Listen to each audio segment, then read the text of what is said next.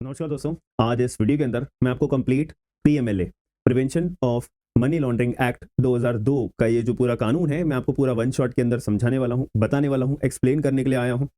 जब आपका अभी फ्यूचर के अंदर सीबीआई एपीपी का एग्जाम, दिल्ली एपीपी का एग्जाम, दिल्ली एपीपी का भी एग्जाम जो है नोटिफाई होने वाला है, याद रखिएगा, मिस आउट मत करना, ये मेरी बात को याद रखना, ठीक है। और इसमें भी आपका पीएमएलए का अपराध के जो ये सब्जेक्ट है ये आएगा ही आएगा। तो ज्यादा देरी न करते हैं, पूरे के सब्जेक्ट को अपना समझते हैं। सबसे पहली बात, ये जो पीएमएलए नाम का अपराध है, इसके एक पहले बेसिक बातें समझ लेते हैं। ये बनके तैयार अपना हो गया था और एनफोर्स कब हुआ था? 1 जुलाई 2005 को ये पूरे देश भर में लागू हो गया था। और जब लागू हो गया तो अपने साथ ये 75 सेक्शंस लेकर आया। 10 पार्ट्स, 10 चैप्टर्स के अंदर अपना ये डिवाइडेड है, ठीक है। और एक्ट नंबर इसका 15 है, 2003 का अपना एक्ट नंबर 15 है। और शेड्यूल इसके अंदर 1 है। और ये जो सेक्शन नंबर 2Y है, ये आपको आगे चल के मैं आपको बताऊंगा। अमेंडमेंट, इसकी जो लेटेस्ट अमेंडमेंट अभी रिसेंटली हुई है, जन विश्वास अमेंडमेंट ऑफ प्रोविजंस एक्ट 2023 के अंदर, ठीक है। तो ये अपना पूरा एक स्ट्रक्चर है कानून का। तो अभी थोड़ा सा हम दोबारा बोल लेते हैं। ये पीएमएलए 2002 जो लागू हुआ था 1 जुलाई 2005 को हुआ है और अपने साथ 75 सेक्शन लेकर आया है। 10 पार्ट्स, 10 चैप्टर्स के अंदर अपना डिवाइडेड है। और एक्ट नंबर 15 है। और रिसेंटली इसकी लेटेस्ट अमेंडमेंट जन विश्वास अमेंडमेंट ऑफ प्रोविजंस एक्ट 2023। और अपने पास इनका एक शेड्यूल भी है, जिसमें ये शेड्यूल अपना पूरा अपराधों का बनाया हुआ है। और 3 तरह के शेड्यूल, एक शेड्यूल में 3 पार्ट्स के अंदर ये डिवाइड करा हुआ है, पार्ट ए, पार्ट बी और पार्ट सी। पार्ट ए के अंदर यहाँ पे अपराध जो 29 पैराज इसके अंदर बनाए हुए हैं और 29 पैराज के अंदर अपराध बताए हुए हैं। कि मैं भी आपको एक्सप्लेन करूंगा मनी लॉन्ड्रिंग क्या होता है क्या नहीं होता, आपको डिटेल में पूरी कहानी समझ में आ जाएगी, ठीक है। तो 29 पैराज पार्ट ए के अंदर, शेड्यूल 1 एक ही शेड्यूल है, उसके अंदर 3 पार्ट्स है, part A, part B, part C. तो पार्ट ए के अंदर 29 पैराज है और 29 पैराज के अंदर अपराधों की लिस्ट बताई हुई है। पार्ट बी में क्रॉस कस्टम वाले अपराध बताए हुए हैं। पार्ट सी में अगर कोई 1 करोड़ रुपए से ज्यादा का संपत्ति का कोई अपराध करता है तो वो पार्ट 3 से अंदर कवर अप होता है। तो एक बेसिक इंट्रोडक्शन आपको समझ में आ गया होगा। अब मुद्दे की बात करते हैं। मनी लॉन्ड्रिंग जो अपराध होता है, वो मनी लॉन्ड्रिंग का अपराध होता क्या है? क्योंकि पूरा का पूरा कानून ही मनी लॉन्ड्रिंग के ऊपर बनाया हुआ है कि मनी लॉन्ड्रिंग को रोका जाए। अब मैं थोड़ा सा आपको एक्सप्लेन करना चाहूं तो उससे आपको ईजी हो पाएगा मुझे समझाना और आपको समझना। तो मनी लॉन्ड्रिंग का अपराध यानी कि आपको पूरे के पूरे कानून में शब्द कौन कौन से देखने को मिलेंगे? प्रोसीड्स ऑफ क्राइम देखने को मिलेगा, प्रोसीड्स ऑफ क्राइम। अभी जो प्रोसीड्स ऑफ क्राइम है ना, इसका मैं आपको एक चीज समझाने वाला हूं। जैसे कि मान लेते हैं ए नाम का व्यक्ति है। ए नाम का व्यक्ति अगर गलत तरीके से पैसा अपना कमाता है, तो मान लेते हैं ए नाम के व्यक्ति ने 10 करोड़ रुपए गलत तरीके से कमाए। अब गलत तरीके से कैसे कमा सकता है भाई? उसने इलीगल तरीके से कमाए होंगे, यानी कि ब्लैक मनी अपना कमाया होगा, ब्लैक मनी कमाया होगा गलत तरीके से। फॉर एग्जाम्पल, मैं जो है अपना कोई अपराध करके पैसा कमा रहा हूं, हाँ है ना, तो मेरा इलीगल पैसा है। मैंने किसी को डराया, धमकाया, पैसे कमाए कि अपनी प्रॉपर्टी मेरे नाम कर दो। या मैंने नहीं, ये ए नाम के व्यक्ति ने, ठीक है, ड्रग्स बेचे होंगे तब पैसा कमाया होगा, ठीक है। और इलीगल तरीके से माइनिंग करके पैसा कमाया होगा, या कोई भी इलीगल कोई भी अपराध करके आपने पैसा कमाया, ए नाम के व्यक्ति ने पैसा कमाया। तो ए नाम के व्यक्ति के द्वारा जो पैसा कमाया गया है, ये 10 करोड़ रुपए जो कमाए गए हैं, इसको हम क्या बोलेंगे? Proceeds of crime. तो आपको हमेशा जीवन में याद रखना है प्रोसीड्स ऑफ क्राइम के डेफिनेशन, या प्रोसीड्स ऑफ क्राइम आपसे पूछेगा क्या होता है, आपको एक बात बोलना है, अगर कोई व्यक्ति गलत तरीके से पैसा कमाता है वो प्रोसीड्स ऑफ क्राइम है। अगर कोई व्यक्ति इलीगल तरीके से कोई अपराध करके पैसा कमाता है, प्रोसीड्स ऑफ क्राइम है। प्रोसीड्स ऑफ क्राइम समझ में आ गया? अपराध करके जो पैसा कमाया, जो प्रॉपर्टी कमाई, उसको प्रोसीड्स ऑफ क्राइम बोलते हैं। प्रोसीड्स ऑफ क्राइम हमारे को कहां पे डिफाइन करा हुआ है? बस यही बात बोली हुई है सेक्शन नंबर 2U में, ठीक है। चलो, अब हमारे को एक बेसिक बात समझ में आ गई। अब ये जो 10 करोड़ रुपए हैं, ठीक है, अब ए नाम का व्यक्ति है, 10 करोड़ रुपए को भाई छुपा के तो रखना पड़ेगा ना, हाँ है ना। अब घर के अंदर छुपाओ, 10 करोड़ की प्रॉपर्टी खरीद के उस पैसे को छुपाओ। अब ये 10 करोड़ को टुकड़ों में डाल दो, भतेरे अकाउंट्स में, बाहर फॉरेन कंट्रीज के अकाउंट्स में भेज दो, या 10-10 हजार रुपए की लाखों ट्रांजैक्शन करके लोगों के अकाउंट्स में पहुंच, फेक फिक्टिशियस या फेक अकाउंट्स के अंदर अपने ट्रांसफर करवा दो। कहने का मतलब ये है, गलत तरीके से अपराध करके आपने जो पैसा अपना कमाया है, अब उस पैसे को छुपा रहे हो, प्रॉपर्टी में कन्वर्ट कर रहे हो, प्रॉपर्टी इलीगल तरीके से कमाई है, उस प्रॉपर्टी को छुपा रहे हो। तो ऐसे केस में उसको हम क्या बोल देते हैं? Money laundering. बस खत्म बात। आप बताओ क्या होता है जी मनी लॉन्ड्रिंग? मनी लॉन्ड्रिंग का मतलब है कि प्रोसीड्स ऑफ क्राइम करके जो आपने पैसा कमाया है, प्रॉपर्टी कमाई है, उसको आप कंसील कर रहे हो, इस्तेमाल कर रहे हो, ठीक है, आपके पोजीशन में है, आपने एक्वायर करके रखा हुआ है, या प्रोजेक्ट कर रहे हो कि अरे नहीं नहीं नहीं, ये तो अनटेंटेड प्रॉपर्टी है। अनटेंटेड का मतलब बेदाग प्रॉपर्टी है, या क्लेम करते हो, ऑब्टेन करते हो, प्रोजेक्ट करते हो, ठीक है, तो ये जो पैसा है इसको कहीं ना कहीं जुगाड़ करके तुम छुपा रहे हो ना, तो उसको क्या बोलते हैं? Money laundering. बस खत्म, और कुछ भी नहीं है। मनी लॉन्ड्रिंग का मतलब बस यही होता है। तो ये बात हमें कहां बता रखी है? सेक्शन नंबर 2P के अंदर बोला है कि जाके सेक्शन नंबर 3 पढ़िए। तो सेक्शन 3 में हमें मनी लॉन्ड्रिंग का डेफिनेशन बताई हुई है। मनी लॉन्ड्रिंग का मतलब क्या होता है? प्रोसीड्स ऑफ क्राइम करने के बाद में आपने जो पैसा कमाया, प्रॉपर्टी कमाई, उसको छुपाने में जुगाड़बाजी जो आप करते हो, मनी लॉन्ड्रिंग है। तो इतनी बात समझ में आ गई? ठीक है, तो मैंने शब्दों का इस्तेमाल करा था कि आप या तो कंसील करोगे, हालांकि आगे भी लिखा हुआ है मैं बता दूंगा, या तो कंसील करोगे, ठीक है, या यूज करोगे, पोजेशन में रखोगे, एक्विजिशन में होगा, या ऑब्टेन करोगे कोई भी अनटेंटेड प्रॉपर्टी, या प्रोजेक्ट करोगे एज अनटेंटेड प्रॉपर्टी। तो ये सारी अपराध आपका मनी लॉन्ड्रिंग के अंदर आ जाएगा। तो अब एक बात बताओ यार, हमारे देश में मनी लॉन्ड्रिंग के अपराध हो रहे थे क्या? अगर हो रहे थे तो आप सरकार अगर आप होंगे तो आप क्या करना चाहोगे कि अगर आपके देश में मनी लॉन्ड्रिंग के अपराध अगर हो रहे हैं तो आप चाहोगे ना ये मनी लॉन्ड्रिंग के अपराध को, तो इस मनी लॉन्ड्रिंग को तो पहले तो अपराध बनाओ भाई, पहले तो इसे एक अपराध की शक्ल दो, ठीक है, अपराध की शक्ल देने के बाद अब इसे जो है पनिशमेंट बनाओ, अब इसे पनिशमेंट दो, ऊपर से मनी लॉन्ड्रिंग कोई व्यक्ति ना कर पाए उसे प्रिवेंट भी करो। तो यानी कि इस कानून को बनाने का मेन मंशा क्या होगी, ऑब्जेक्ट क्या होगा कि मनी लॉन्ड्रिंग के अपराध को हम क्या करें? प्रिवेंट करें, ठीक है। दूसरा, इसको हम अपराध डिक्लेयर कर दें। तीसरा, भाई जो व्यक्ति मनी लॉन्ड्रिंग करते हुए पकड़ा गया भाई उसको जेल में बंद करो, उसे जेल में बंद करो, बात खत्म, ठीक है। ये इतनी बेसिक बात समझ में आ गई। जो व्यक्ति 0 से स्टार्ट कर रहा है पीएमएलए, अब याद रखना पूरी क्लास अटेंड करने के बाद आपसे बेहतर इस पीएमएलए के अंदर कोई नहीं होगा, ये मैं आपको चैलेंज करता हूं, गारंटी देता हूं, ठीक है। चलो अभी मुद्दे पे आते हैं। तो समझ में आ गई मेरी बात? तो ये ऑब्जेक्ट भी मैंने यही बताया था कि पीएमएलए को तो पहले अपराध घोषित करो, फिर पनिशमेंट दोगे, अगर कोई व्यक्ति करता है रोको पीएमएलए को, और कॉन्फिस्केट का मतलब क्या होता है कि आपकी प्रॉपर्टी अब जब्त कर ली जाए। जब हमें पता लग गया कि ए नाम के व्यक्ति ने अपना 10 करोड़ रुपए कमाए हैं, और 10 करोड़ रुपए से एक मान लेते हैं कि प्रॉपर्टी है, ये बना ली इसने, ए नाम के व्यक्ति ने, तो अब ये प्रॉपर्टी को कॉन्फिस्केट कर दिया जाए। कॉन्फिस्केट का मतलब होता है जब्त कर दिया जाए, ठीक है। जब्त करने का मतलब अब सरकार के नाम पे ये प्रॉपर्टी ट्रांसफर कर दी जाएगी, इसको बोलते हैं कॉन्फिस्केशन। बस बात खत्म, और कुछ नहीं होता, ठीक है। जितना सिंपल लैंग्वेज में हो सकता है मैं आपको बताऊंगा, कोई परेशानी आपको होने नहीं दूंगा, याद रखना, ठीक है जी। बस ये बातें सबको समझ में आ गई। अब एक और बात यहाँ पे आ जाती है यार, मनी लॉन्ड्रिंग का अपराध की स्टेज क्या होती है? देखो, स्टेज का मतलब ये 3 स्टेज होती है: प्लेसमेंट, लेयरिंग, इंटीग्रेशन, ठीक है। प्लेसमेंट, लेयरिंग और इंटीग्रेशन। प्लेसमेंट, लेयरिंग और इंटीग्रेशन। प्लेसमेंट का मतलब क्या होता है? पहले जो ये 10 करोड़ रुपए मैंने कमाए हैं, तो भाई इसको मैं प्लेस करूंगा ना, इकोनॉमी में डालूंगा, ठीक है, अलग अलग अकाउंट्स के अंदर में ट्रांसफर करूंगा, स्प्लिट करूंगा, कि ताकि सारे के सारे अपने ये 10 करोड़ रुपए 10,000 में मैंने लाखों अकाउंट्स में ट्रांसफर कर दिए, तो अब मैंने इकोनॉमी में पैसा डाल दिया, ठीक है। अब इसकी मैं लेयरिंग करूंगा। लेयरिंग करने का मतलब ये होता है कि जहां पे अब मेरे अकाउंट में 10,000 रुपए आ रहे हैं, ठीक है, तो अब मैं जो है सरकार को टैक्स भी पे करूंगा, हाँ है ना, ये 10,000 रुपए मेरे अकाउंट में आए हैं, तो जो सरकार का टैक्स करना है भैया काट लो, ठीक है। तो ये अपने आप में लेयरिंग हो गई। इंटीग्रेशन का मतलब होता है कि अब मेरे पास मेरे जो 10 करोड़ रुपए जो 10,000 रुपए के लाखों अकाउंट्स में ट्रांसफर करे हैं, वो सब पे टैक्स कटने के बाद में जो मेरे पास पैसा बचेगा, वो पैसा हमारा क्या हो जाता है? इंटीग्रेशन।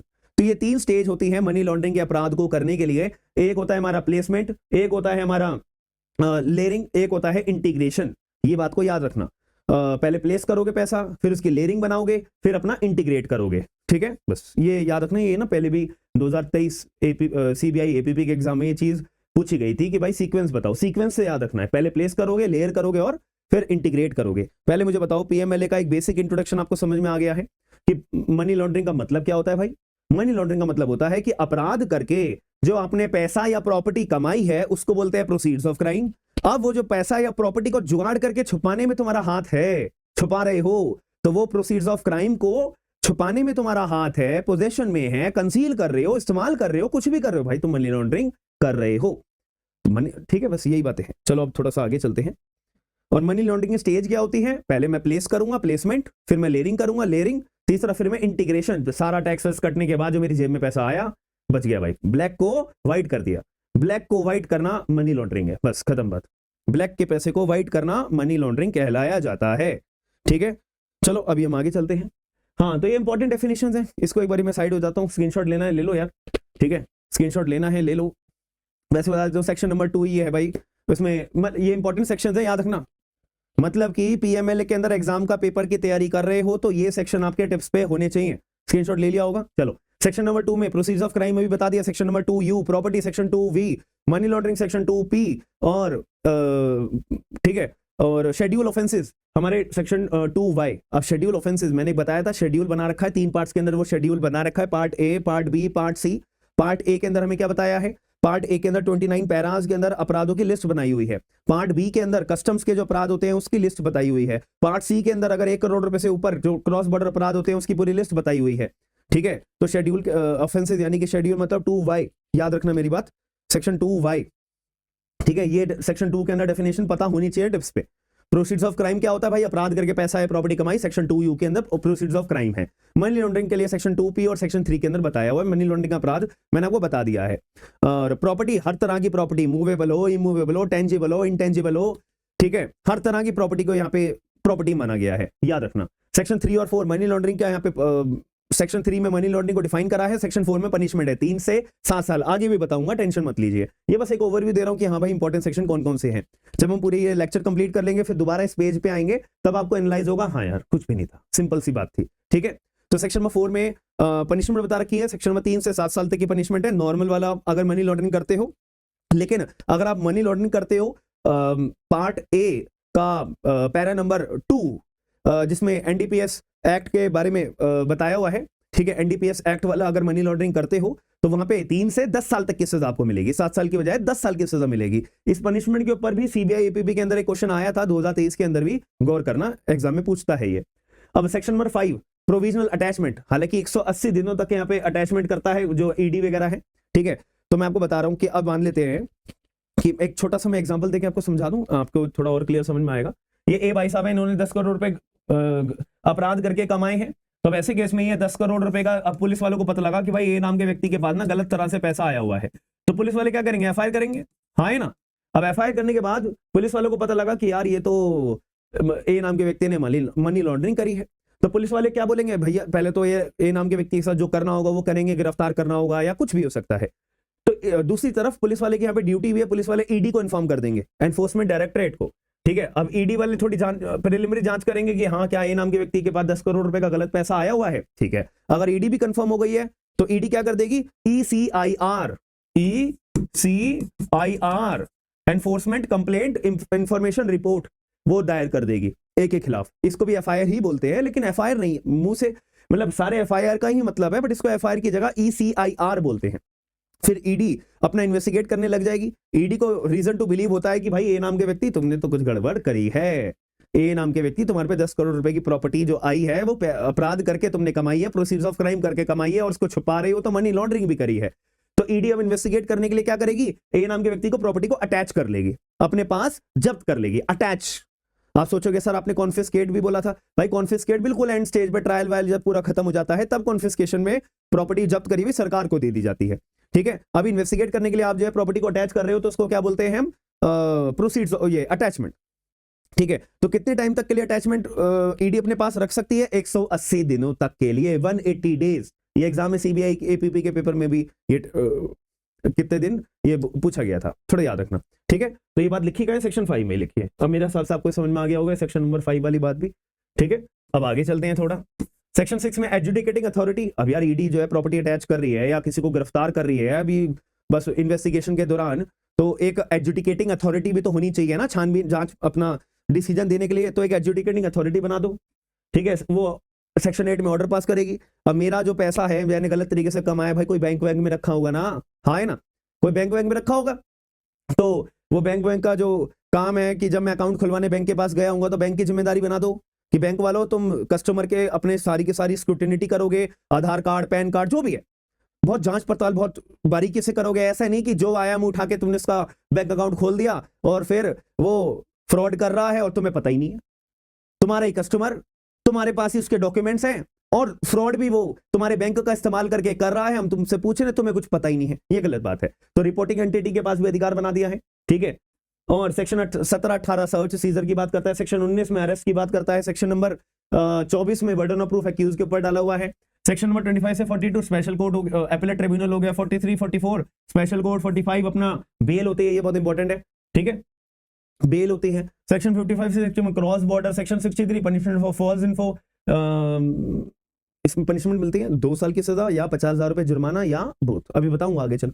सेक्शन 71 अपना पीआईएमएलए जो है बाकी अदर अन्य कानून से ओवरराइडिंग इफेक्ट रखता है, इंपॉर्टेंट सेक्शन है, याद कर लो, हाँ तो याद भी हो जाने चाहिए अभी तक तो, ठीक है। चलो आगे चलते हैं, ठीक है, मैंने आपको प्रोसीड्स ऑफ क्राइम पहले ही समझा दिया है, सेक्शन नंबर 2U आप स्क्रीनशॉट ले सकते हो, यहाँ पे मैंने क्या लिखा है, प्रोसीड्स ऑफ क्राइम का मतलब हिंदी में देखो मैंने क्या लिखा है, हिंदी में लिखा है अपराध करके पैसा या प्रॉपर्टी कमाया तो उसे प्रोसीड्स ऑफ क्राइम बोला जाता है। और ये अब क्वेश्चन आता है, अपराध कौन सा, अपराध कौन सा, मैंने आपकी जेब में पेन रखा हो तो मैंने ये पेन चुरा के अपनी जेब में रख लिया, तो क्या ये प्रोसीड्स ऑफ क्राइम माना जाएगा? नहीं यार, ये अपने आप में चोरी है, ठीक है, ये अपने आप में चोरी है। बट ये वाला जो अपराध हमारे को बता रखा है ना, अपराध कौन से वाला, ये अपराध को जानने के लिए हमें शेड्यूल की तरफ जाना पड़ता है, और हमारा शेड्यूल 3 पार्ट्स में डिवाइड है, part A, part B, part C. Part A के अंदर 29 पैराज के अंदर लिस्ट बताई हुई है कि ये वाला अपराध करोगे तो प्रोसीड्स ऑफ क्राइम माना जाएगा, मनी लॉन्ड्रिंग में फंस जाओगे। ऐसी पार्ट बी के अंदर अपनी लिस्ट बता रखी है, पार्ट सी में अपनी लिस्ट बता रखी है। तो शेड्यूल के अंदर जो अपराध बताए हुए हैं वो अपराध, केवल वही अपराध करके अगर आप पैसा कमाते हो तो प्रोसीड्स ऑफ क्राइम यानी मनी लॉन्ड्रिंग के अंदर पकड़ लिए जाओगे, बात खत्म, ठीक है। तो अगर आप कोई भी एक्टिविटी करते हो, कोई भी क्रिमिनल एक्टिविटी करते हो, कुछ भी करते हो, कुछ भी डायरेक्टली करते हो, इनडायरेक्टली करते हो, प्रॉपर्टी ऑब्टेन कर रहे हो, इंडिया से प्रॉपर्टी ऑब्टेन, इंडिया में प्रॉपर्टी बना ली तुमने या कोई फॉरेन में बना ली, अकाउंट का पैसा जो है वो तुमने सारा इंडिया में रखा हुआ है, बाहर अब्रॉड में भेज दिया, टुकड़ों में भेज दिया, प्लेस करके इंटीग्रेशन करके लेयरिंग करके इंटीग्रेट कर लिया, कुछ भी कर लिया है। Schedule offences 2Y part A 29 paras, part B custom वाले अपराध, पार्ट सी क्रॉस बॉर्डर वाले अपराध। क्रॉस बॉर्डर मतलब फॉरेन वाले अपराध, कि मैंने पैसा इंडिया से कमाया, फ्रॉड कर अपराध करके मैंने सारा पैसा दुबई भेज दिया या वो स्विस बैंक में डाल दिया, कुछ भी हो सकता है। हालांकि ठीक है, अभी इसके बारे में स्विस बैंक वगैरह इन सब की भी आगे बात करूंगा, ठीक है। तो मैंने मनी प्रोसीड्स ऑफ क्राइम करा है तो मनी लॉन्ड्रिंग का अपराध के लिए गिरफ्त में डाल दिया जाएगा। पहले बताओ प्रोसीड्स ऑफ क्राइम मतलब समझ में आ गया? बार बार मैंने इसलिए समझाया है ताकि आपके पूरे मन में ये बात समझ, बिल्कुल मन तक आपकी बात ये पहुंच जाए। आगे चलता हूं, चलिए आगे चलते हैं। अब बता रखा है money laundering section number 2P या सेक्शन नंबर 3। सेक्शन 2P ने बोला भाई मेरे पास मत आओ, सेक्शन 3 में जाओ। तो जो भी पैसा आपने प्रोसीड्स ऑफ क्राइम करके कमाया, अब तुम क्या कर रहे हो भाई, इसे जुगाड़बाजी करके छुपा रहे हो, ठीक है, या तो छुपा रहे हो या इस्तेमाल कर रहे हो या एक्वायर करके रखा हुआ, या पोजेशन में है, या अनटेंटेड का मतलब होता है बेदाग, कि कोई दाग वाली प्रॉपर्टी नहीं है, पूरी बढ़िया प्रॉपर्टी है, मेहनत की कमाई हुई प्रॉपर्टी है, आप ऐसा शो कर रहे हो, गलत है। या क्लेम कर रहे हो, अरे जज साहब वो तो मेरी प्रॉपर्टी है, मैंने तो मेहनत से कमाई थी, मेरे दादाजी की पुश्तैनी प्रॉपर्टी है, मुझे दे दो। अरे ऐसे कैसे यार, झूठे। तो ऐसे केस में ये अनटेंटेड प्रॉपर्टी आप अगर क्लेम भी करते हो ना, तुम्हें पता है कि प्रोसीड्स ऑफ क्राइम वाली प्रॉपर्टी है, लेकिन तुम क्लेम कर रहे हो ऐसा अनटेंटेड प्रॉपर्टी, तो वो मनी लॉन्ड्रिंग अपराध माना जाएगा। सेक्शन 4 में उसकी पनिशमेंट बताई हुई है, 3 से 7 साल की सजा मिलेगी। या पार्ट ए के अंदर जो पैरा नंबर 2 है, जो एनडीपीएस के मामलों को डील करने के लिए, मतलब एनडीपीएस मतलब ड्रग्स वगैरह, ड्रग्स बेचे पैसा कमाया, ड्रग्स बेचे पैसा कमाया, और वो सारा का सारा पैसा जो आपने कमाया है उसको मनी लॉन्ड्रिंग की नजर में अपना क्या माना जाएगा, प्रोसीड्स ऑफ क्राइम। और उस पैसे को छुपा रहे हो, जुगाड़बाजी करके कहीं भेज रहे हो, स्प्लिट करके अकाउंट्स में ट्रांसफर करवा रहे हो, तो मनी लॉन्ड्रिंग कर रहे हो। तो आपको अगर आपने एनडीपीएस यानी ड्रग्स वगैरह बेच के पैसा कमाया है तो उसमें सजा आपको मनी लॉन्ड्रिंग के 3 से 10 साल की मिलेगी। बस यही एक छोटा सा बात है जो याद रखनी है। पहले बताओ ये बात समझ में आ गई? मनी लॉन्ड्रिंग में समझ में आ गया। अब एक कदम और आगे चलते हैं, ठीक है, एक कदम और आगे चलते हैं। जितना सिंपल चीजों को लियोगे उतना चीजें सिंपल हैं, ठीक है। अब मैंने क्या कहा था स्टार्टिंग में, इंट्रोडक्शन में अभी मैंने क्या बताया था, 10 चैप्टर है, तो थोड़ा दिमाग लगाओ। 10 चैप्टर को याद करने का तरीका क्या है, सिंपल भाई, सीधी सी बात है। हर एक सब्जेक्ट के अंदर चैप्टर 1 तो प्रीलिमिनरी होता है और आखिरी वाला चैप्टर मिसलेनियस होता है, तो उससे तो गोली मारो। तो यानी कि चैप्टर नंबर 1 और चैप्टर नंबर 10 को साइड करो। बच्चे कितने, चैप्टर 2 से लेके चैप्टर 9 तक की हमारी कहानी बचती है। चैप्टर 2 से लेके चैप्टर 9 तक की हमारी कहानी बचती है। तो चैप्टर 2 में हमें क्या बोल रखा है, वही पहले तो मनी लॉन्ड्रिंग को अपराध बनाओ, पनिश करो। चैप्टर 3 में क्या बोल रखा है कि अब जो मेरा जो मनी लॉन्ड्रिंग में प्रॉपर्टी वगैरह अटैच वगैरह करी हुई है, ठीक है, तो उसको देखा जाएगा, ठीक है। अब एडजुडिकेटिंग अथॉरिटी बनाई जाएगी। अब चौथा जो हमारा चैप्टर है वो कहता है कि भाई जो सारा काम तुमने करा है, ये सारी की सारी खिचड़ी जो पकाई है अपराध की, मनी लॉन्ड्रिंग की, बैंक का तो रोल होगा ना, फाइनेंशियल इंस्टीट्यूशंस का तो रोल होगा ना। चैप्टर 4 के बारे में इनके ऊपर ऑब्लिगेशन डाल दी। चैप्टर 5 में बोल रखा है कि भाई ईडी वीडी को भी अब क्या पावर तो दोगे, क्या कर सकती है वो भाई, सर्च करे, सीज करे, अरेस्ट करे, अटैच करे, सारी की सारी ईडी को पावर दे दी। कौन देगा, संबंध देने की भी पावर है। चैप्टर नंबर 6 में बोल रखा है कि अब जो एडजुडिकेटिंग अथॉरिटी के द्वारा, मैंने वैसे शॉर्ट फॉर्म में ए लिखा हुआ है, याद रखना, ए का मतलब है एडजुडिकेटिंग अथॉरिटी, ML का मतलब है मनी लॉन्ड्रिंग। ठीक है, आगे चल के भी बताता रहूंगा। ठीक है, मुद्दे पे आते हैं अभी। तो अब जो ए के द्वारा अगर कोई ऑर्डर पास करा गया है तो उसकी अपील कहां जाएगी, एपेलेट ट्राइब्यूनल में जाएगी। एपेलेट ट्राइब्यूनल ने कोई ऑर्डर पास करा है, उसकी अपील कहां जाएगी, हाई कोर्ट में जाएगी। स्पेशल कोर्ट ने कोई ऑर्डर पास करा है, उसकी अपील कहां जाएगी, सीधा हाई कोर्ट में जाएगी। अब कितने दिन में जाएगी, कब जाएगी, क्या रूल्स होंगे, अब इसके बारे में मैंने चार्ट बना रखा है बहुत अच्छा सा, तो 2 मिनट में आपको समझ में आ जाएगा। ठीक है, चलो आगे चलते हैं। फिर chapter 7 special court, chapter 8 authorities, chapter number 9 foreign countries का जो अपराध होता है, फॉरेन कंट्री। चैप्टर 10 हमारा मिसलेस हो गया, दैट्स इट। तो पहले तो मनी लॉन्ड्रिंग का अपराध बना दो, फिर जो प्रॉपर्टी को अटैच करोगे तो एक एडजुडिकेटिंग अथॉरिटी बना दो। अब ये जो सारा काम है, पैसे वैसे का ट्रांसफर बैंक के जरिए हो रहा है, बैंक के ऊपर ऑब्लिगेशन बना दो, ईडी को पावर दे दो संबंध वगैरह करने की। ठीक है, फिर एक एपेलेट ट्रिब्यूनल बना दो, एक स्पेशल कोर्ट बना दो, एक अथॉरिटीज बना दो। और फॉरेन कंट्री से क्या हमें रूल्स गवर्न करने पड़ेंगे उनसे कम्युनिकेट करने के लिए कि भाई साहब आपके देश में, आपके देश के बैंक अकाउंट में एक हमारा बंदा था, उसने अपराध करके आपके देश के अकाउंट में पैसे छुपा रखे हैं, जरा आपके बैंक खातों को हमें चेक करना है, प्लीज करवा दो। ठीक है, तो क्या होगा, इसके पॉलिसीज क्या रूल्स होंगे, वो सारी बातें हमारे को इसमें बताई हुई है। अब सेक्शन नंबर 5 की तरफ चलते हैं। ठीक है, 3, 4 हमने पढ़ लिया। सेक्शन 5 में मैंने आपको क्या कहा है कि अगर प्रोसीड्स ऑफ क्राइम करते हुए अगर आप कोई भी प्रोसीड्स ऑफ क्राइम करते हुए अगर आप कोई भी मनी लॉन्ड्रिंग करते हो और आपने पैसा कमाया है या प्रॉपर्टी कमाई है, तो ईडी आएगी और आपकी प्रॉपर्टी अटैच कर लेगी। तो अटैच करने का जो अधिकार है वो सेक्शन 5 से समझ में आता है। ठीक है, तो इसका थोड़ा सा एक बहुत बड़ा गेम है, वो छोटे से पहलू से समझ लेते हैं, पूरी गेम आपको समझ में ऑटोमेटिक आ जाएगी। यहाँ पे क्या बताया हुआ है कि पहले तो ईडी जो है ECIR दर्ज करेगी, इन्वेस्टिगेशन करना शुरू करेगी। इन्वेस्टिगेशन करने के बाद में या इन्वेस्टिगेशन के दौरान ईडी 2 अपना काम करेगी। पहला, एक कंप्लेंट तैयार करेगी कि भाई फला फला ये नाम का व्यक्ति है, इसने 10 करोड़ रुपए की प्रॉपर्टी, मैं एग्जांपल दे रहा हूं, वैसे तो 100 करोड़ रुपए की बातें होती है, 5 हजार करोड़, 10 हजार करोड़ न्यूज में आता नहीं है। ईडी ने फला फला व्यक्ति की 4.5 करोड़ की प्रॉपर्टी वो कर ली, अटैच कर ली, सीज कर ली, सुनते होंगे ना। मैं तो 10 करोड़ की बात कर रहा हूं। ठीक है, चलो, तो एक स्पेशल कोर्ट में कंप्लेंट लगाएगी कि फला फला व्यक्ति है, फला फला व्यक्ति ने ऐसे 10 करोड़ रुपए की प्रॉपर्टी हमें लगता है मनी लॉन्ड्रिंग के अंदर इन्वॉल्व है, तो उसके खिलाफ ट्रायल चलाया जाए। तो स्पेशल कोर्ट अपनी अलग कहानी चलाएगी। ठीक है, सेकंड चीज यहां पे आती है अब प्रॉपर्टी को अटैच करने की बारी। तो अब ए नाम का व्यक्ति के बारे में ईडी को पता लगा है, तो ए नाम का व्यक्ति हाथ पे हाथ रख के थोड़ी ना बैठेगा। ए नाम का व्यक्ति भी पूरा जोर लगाएगा अपनी प्रॉपर्टी को बचाने के लिए, छुपाएगा या कुछ भी कोशिश करेगा, हाँ है ना, किसी और व्यक्ति के नाम पे ट्रांसफर करने की कोशिश करेगा, मतलब कुछ ऐसा काम तो करेगा ना जिससे कि ईडी मेरी प्रॉपर्टी को ना पकड़ पाए। तो इतनी देर में तो ईडी के हाथ से प्रॉपर्टी निकल जाएगी और ईडी ये बात साबित करने में असक्षम हो जाएगी कि ए नाम के व्यक्ति ने मनी लॉन्ड्रिंग का अपराध करा है। तो इसीलिए यहां पे एक बात बोल रखी है कि अब ईडी क्या करेगी, प्रॉपर्टी को अटैच करेगी भागी भागी आके। तो अटैच कर ली, जैसे कि ए नाम के व्यक्ति की प्रॉपर्टी अटैच कर ली है, तो अपने पास ईडी कब तक रखेगी, 180 डेज तक रखेगी। ये बात याद रखना एग्जामिनेशन के लिए। अब अगर मान लेते हैं कि हाई कोर्ट ने प्रोसीडिंग्स को स्टे लगा दिया है, स्टे हटने के बाद 30 दिन का एक्स्ट्रा समय दिया जाता है। ये बात को याद कर लो, रट लो कि जैसे कि भाई ईडी ने मेरी प्रॉपर्टी अटैच कर ली, 180 दिन तक तो ईडी ने अपनी रखी हुई है, मैं हाई कोर्ट चला गया इतने, और हाई कोर्ट ने क्या कहा कि चलो चलो ठीक है अभी प्रोसीडिंग्स में स्टे लगाया जाता है। हाई कोर्ट से स्टे लग गया, अब मेरी प्रॉपर्टी पड़ी हुई ईडी के पास, हाई कोर्ट ने प्रोसीडिंग में स्टे लगा दिया है। अब जब हाई कोर्ट का स्टे जब हटेगा, हाई कोर्ट का स्टे हटने के बाद में हाई कोर्ट क्या बोलेगा कि ईडी भाई तुम्हारे को 30 दिन का समय और दिया जाता है। ठीक है जी, बस ये थोड़ी सी बात है। अब क्या करेगा ईडी, क्या करेगा, जैसे ही प्रॉपर्टी अटैच कर लेगा उसके 30 दिन के अंदर अंदर एडजुडिकेटिंग अथॉरिटी को भी एक कंप्लेंट डालेगा।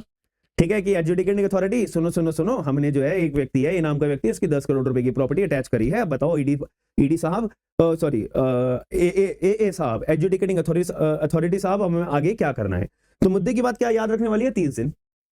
30 दिन के अंदर एए के पास, एए की फुल फॉर्म क्या है, एडजुडिकेटिंग अथॉरिटी, ठीक है, एए के पास अपना कंप्लेंट डालेगा, क्योंकि एए को इन्फॉर्म करने के लिए कि देखो हमने अब केस दायर कर दिया है ए नाम के व्यक्ति के खिलाफ, अब आपके पास जो है रास्ता आप कर लो।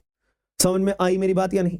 अब ये जो एए है, एए क्या करेगा, एए या तो अटैचमेंट को कंफर्म करेगा कि ईडी आपने जो काम करा बढ़िया करा, या तो प्रॉपर्टी को रिलीज कर देगा, ईडी तुमने जो काम करा वो गलत करा, प्रॉपर्टी रिलीज करो, हाँ है ना, यही काम करेगा बस, और क्या करेगा, ठीक है। तो बस मैं आप लोगों से थोड़ा सा दोबारा रिवाइज कर लेते हैं। सेक्शन 5 में हमें क्या बता रखा है, प्रोविजनल अटैचमेंट के बारे में बात बता रखी है। प्रोविजनल अटैचमेंट का मतलब क्या होता है कि अब ईडी की कानों में पहुंच गई है बात, ए नाम के व्यक्ति ने कोई ना कोई अपराध करा है, तो ए नाम के व्यक्ति के ईडी, ए नाम के व्यक्ति के पीछे ईडी पड़ जाएगी। अब प्रॉपर्टी अटैच करने के बाद में ईडी अपने पास प्रॉपर्टी कितने दिन के लिए रखेगी, 180 डेज के लिए, और अगर हाईकोर्ट ने प्रोसीडिंग स्टे लगा दी है और हाईकोर्ट ने स्टे हटाने के बाद 30 दिन का एक्स्ट्रा समय दे देगी, और जिस दिन अटैचमेंट करा उस दिन से 30 दिन के अंदर अंदर एए को ईडी कंप्लेंट दायर करेगी। अब एए क्या करेगा, इस अटैचमेंट को कंफर्म करेगा या रिलीज कर देगा प्रॉपर्टी, दैट्स इट। अब एक छोटी सी बात और है जो मैं आपको अभी बताऊंगा, ठीक है, एक छोटी सी बात आपको और समझने वाली है। क्या जब ये ए ने मान लेते हैं कि बोला कि ईडी भाई तुमने बहुत बढ़िया काम करा यार, प्रॉपर्टी को अटैच करके बहुत अच्छा करा, तो जो ए नाम का व्यक्ति है वो तो परेशान हो जाएगा, यार ईडी ने अच्छा काम कैसे करा, मेरी प्रॉपर्टी को अटैच कर रखा है, ए ने भाई उसको शाबाशी दे रहे हैं, तो मेरे पास कोई अपील का अधिकार है क्या? तो मेरे पास अपील का अधिकार है, एए के द्वारा जो ऑर्डर पास करा जाता है उसकी अपील एपेलेट ट्रिब्यूनल में फाइल होती है, सेक्शन नंबर 25 से 42 के अंदर, अभी मैंने आपको बताया भी होगा, ठीक है, ये 43 से 44, हाँ 43 और 44 होता है, वैसे गलत लिखा है यार ये सेक्शन मैंने, ठीक है, एक बार पीएमएलए का अगर आपके पास वेरेक्ट है तो 25 से 45 पढ़ना, क्या लिखा हुआ है क्या नहीं लिखा हुआ है, ठीक है, मेरे हिसाब से तो वही होना चाहिए, मैं भी एक बार चेक कर लेता हूँ। हाँ जी, जैसे मैंने कहा था एपेलेट ट्रिब्यूनल का जो कंसेप्ट है वो हमारा 25 से 42 में मेंशन है ना, ठीक है, जैसे मैंने आपको पहले ही कहा था, सेक्शन में कोई गलत ही लग रहा था, तो यहाँ पे लिख लो, ठीक कर लो, सेक्शन नंबर 25 से 42, ठीक है जी, 43 क्योंकि 43 44 ना स्पेशल कोर्ट्स के बारे में बात करता है, हालांकि 43 से 47 आएगा तो पहले एपेलेट ट्रिब्यूनल ही। चलो मुद्दे पे आ जाते हैं। तो जो ए का ऑर्डर है उसकी अपील कहाँ फाइल होगी, एपेलेट ट्रिब्यूनल में, ठीक है, बस यही बेसिक सी बात है। फिर एपेलेट ट्रिब्यूनल की अपील कहाँ फाइल होगी, हाई कोर्ट के अंदर। अब कितने दिन में होगी कितने दिन में नहीं होगी अभी जानकारी मत रखो, कंफ्यूजन में आ जाओगे, ठीक है। अभी मैंने आपको बेसिक बात बताई है कि ईडी के कानों में जवाब आता, ईडी के कानों में जाता है कि भाई ए नाम के व्यक्ति भाई साहब ने कोई प्रॉपर्टी मनी लॉन्ड्रिंग की है, ईडी जाएगी प्रॉपर्टी अटैच कर लेगी, 180 दिनों तक अपने पास रखेगी, एए को 30 दिन के अंदर कंप्लेंट फाइल करेगी, एए या तो अब उसे कंफर्म करेगा बहुत बढ़िया काम करा, या रिलीज करने का ऑर्डर कर देगा। अगर कंफर्म करता है तो जो ए नाम का व्यक्ति है वो दुखी हो जाएगा, ए नाम का व्यक्ति जाएगा एपेलेट ट्रिब्यूनल में अपील फाइल करने के लिए। एपेलेट ट्रिब्यूनल भी अगर उसकी बात नहीं सुनता है ए नाम के व्यक्ति की, तो एपेलेट ट्रिब्यूनल के ऑर्डर से दुखी होकर अपील फाइल करेगा हाई कोर्ट, बस बात खत्म। यही बातें हमने पढ़ी है और कुछ तो पढ़ा नहीं है। दूसरी तरफ अभी तो स्पेशल कोर्ट अपना ट्रायल चलाएगा, एक्यूज को गिल्टी ठहराएगा तो कॉन्फिस्केशन होगा, अगर एक्यूज इनोसेंट होता है तो उसकी प्रॉपर्टी रिलीज कर देंगे, खत्म बात, और कुछ नहीं होगा। ये तो बाद में बताने की डिस्कशन की है, बट मैंने आपके माइंडसेट क्लियर करने के लिए ईडी के क्या काम होंगे वो बता दिए हैं। जितना इनिशियल स्टेज से ज्यादा से ज्यादा बातें हम समझते चलेंगे उतना ज्यादा हमें सब्जेक्ट बेहतरीन समझ में आएगा। आगे चलते हैं। अब मुद्दे की बात ये आती है, भाई ईडी में तो बहुत सारे लोग हैं, कौन करेगा? मान लेते हैं मैं ईडी के अंदर सबको पानी पिलाता हूं, चाय पिलाता हूं, तो क्या मैं प्रॉपर्टी अटैच करने जा सकता हूं? नहीं।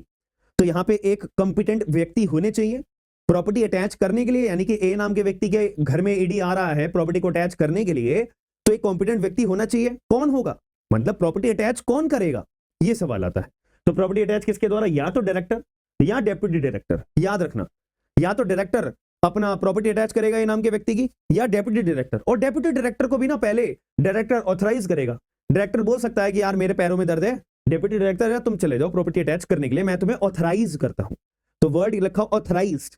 तो या तो डायरेक्टर या deputy director authorise by the director, तब जाके यही व्यक्ति अपना प्रॉपर्टी अटैच करेगा। Am I clear? अब एक बार बताओ, ए नाम के व्यक्ति के प्रॉपर्टी अगर मुझे, मैं डायरेक्टर हूं या मैं डेप्यूटी डायरेक्टर हूं, मेरे को ए नाम के व्यक्ति की प्रॉपर्टी को अटैच करना है मनी लॉन्ड्रिंग के केस के अंदर, तो मेरे मन में कुछ तो होना चाहिए ना। क्या होना चाहिए मेरे मन में? मेरे मन में शक होना चाहिए, मेरे मन में रीजन टू बिलीव होना चाहिए, मेरे मन में ऐसा मंशा पैदा होनी चाहिए कुछ सबूतों के आधार पे कि हाँ हो ना हो ए नाम के व्यक्ति के पास में मनी लॉन्ड्रिंग का पैसा या प्रॉपर्टी है। और इसकी ये पैसा या प्रॉपर्टी अटैच करनी चाहिए, हाँ है ना।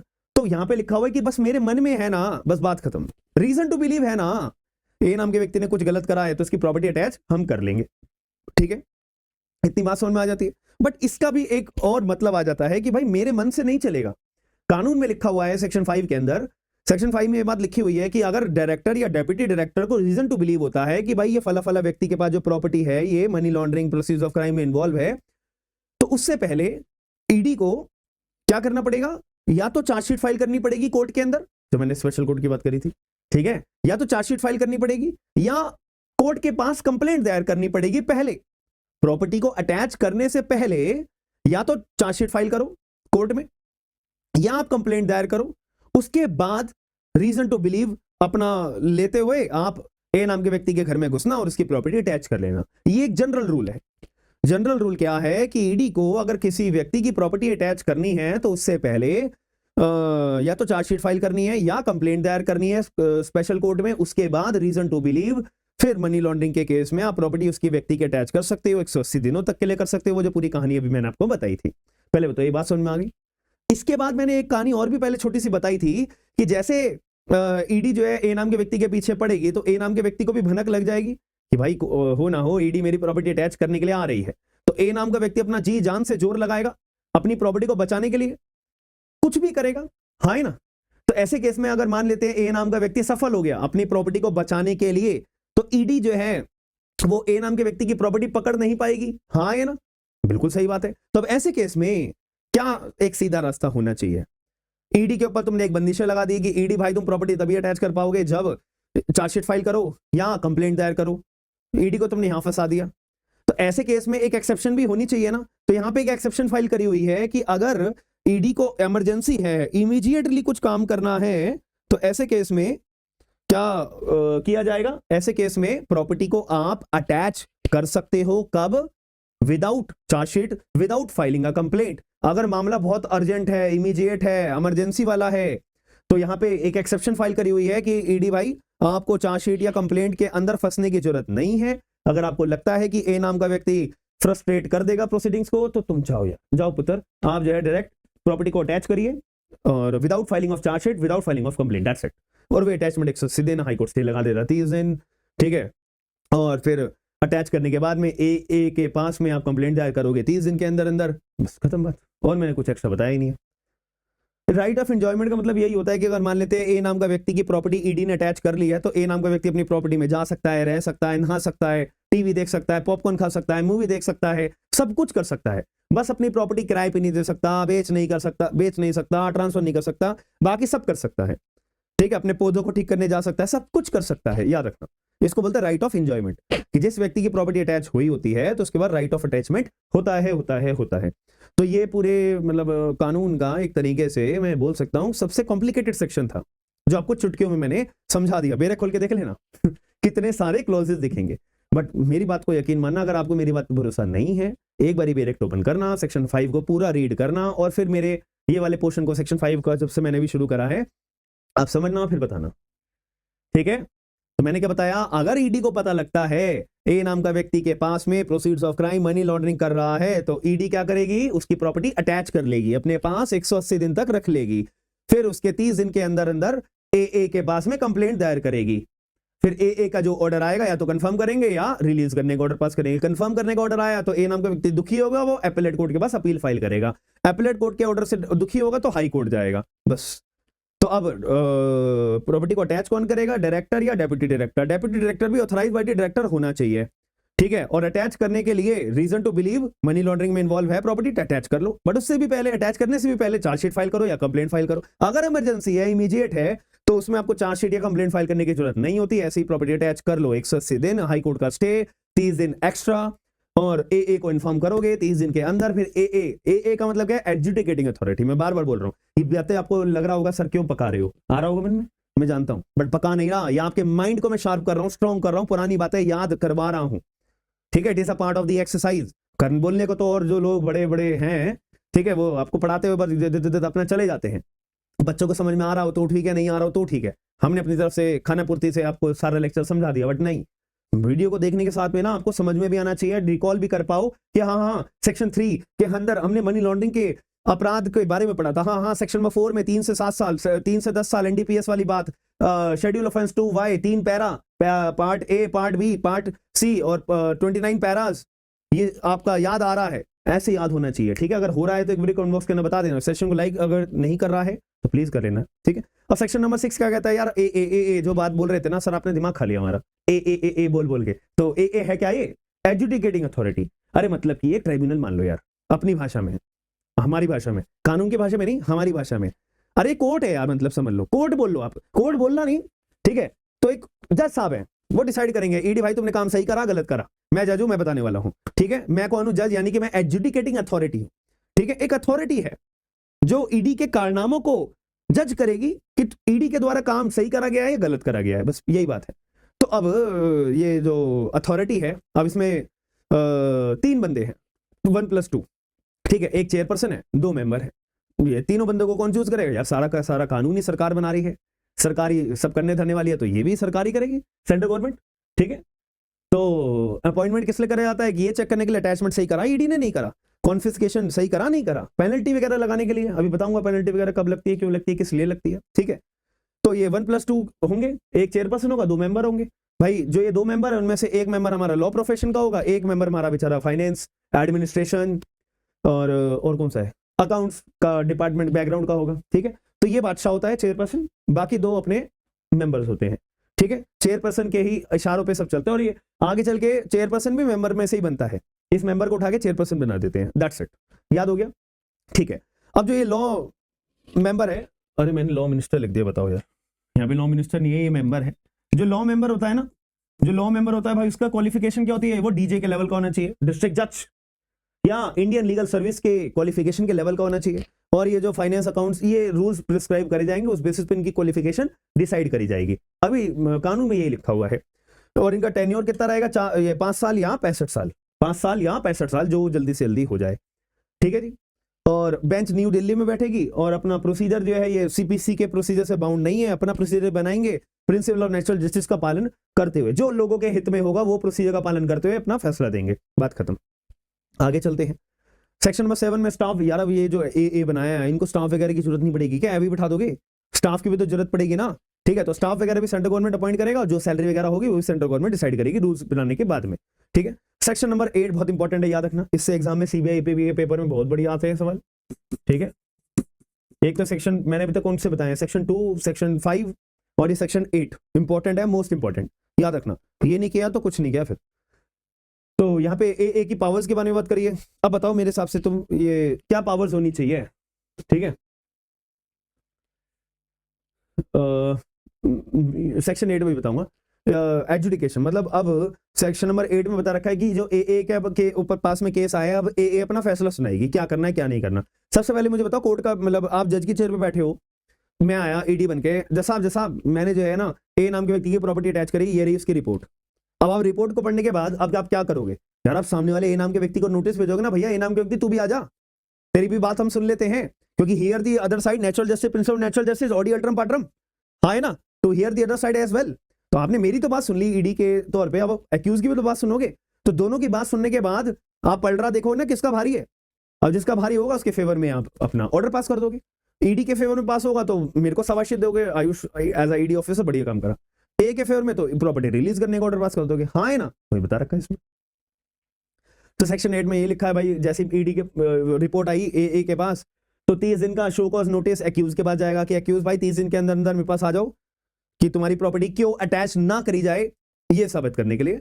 दूसरा, दोनों पार्टीज को सुनेगी ए जो है, फिर ये डिसाइड करेगी अगर प्रॉपर्टी इन्वॉल्व है तो प्रॉपर्टी अटैच का ऑर्डर पास कर देगी ईडी भाई, प्रॉपर्टी अटैच कायम रखो 365 दिन तक के लिए, जब तक आपकी इन्वेस्टिगेशन ईडी खत्म नहीं हो जाती, तो आप प्रॉपर्टी को 365 दिन तक अटैच करके रखो, या जब तक स्पेशल कोर्ट के द्वारा जो पीएमएलए के अंदर बनाया जाता है, जब तक वो ट्रायल खत्म नहीं हो जाता तब तक प्रॉपर्टी को अटैच करके रखो।